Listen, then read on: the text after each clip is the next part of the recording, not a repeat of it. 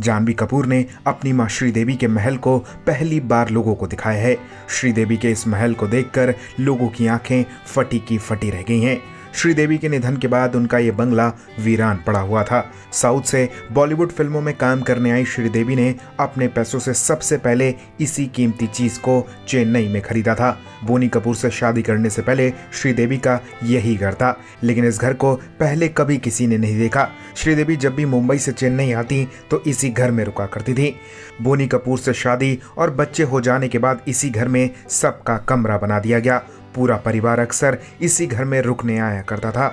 इस घर के एक एक कोने में श्रीदेवी की यादें बसी हुई हैं, लेकिन उनके निधन के बाद ये बंगला मानो खामोश हो गया, क्योंकि ये बंगला काफी पुराना भी था, इसलिए जर्जर हालत में पहुंच गया था।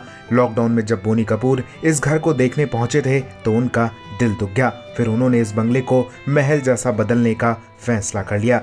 इस घर के एक एक कोने को बोनी कपूर ने रिपेयर करा दिया, लेकिन इस बात का खास ख्याल रखा गया कि जिस चीज को श्रीदेवी ने अपने हाथों से रखा है उसे वैसे ही रखा जाए, उसे कोई ना छुए।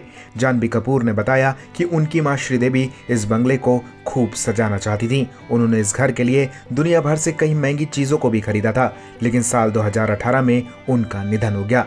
लेकिन श्रीदेवी के इस टूटे सपने को जानवी कपूर ने पूरा कर दिया है। उन्होंने श्रीदेवी की लाई तमाम चीजों को इसी घर में सजा दिया है। ये बंगला अब एक एंटिक पैलेस की तरह दिखने लगा है।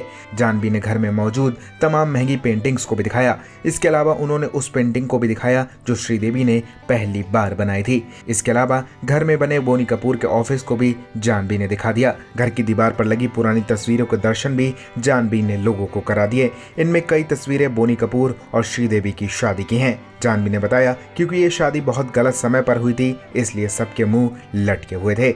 जानवी ने घर में अब वो कमरा ले लिया है जो कभी उनकी मां का हुआ करता था। जानवी अपनी मां से बेहद प्यार करती थी, इसलिए जब भी परिवार को वक्त मिलता है सब यहीं आ जाते हैं और श्रीदेवी की यादों में खो जाते हैं।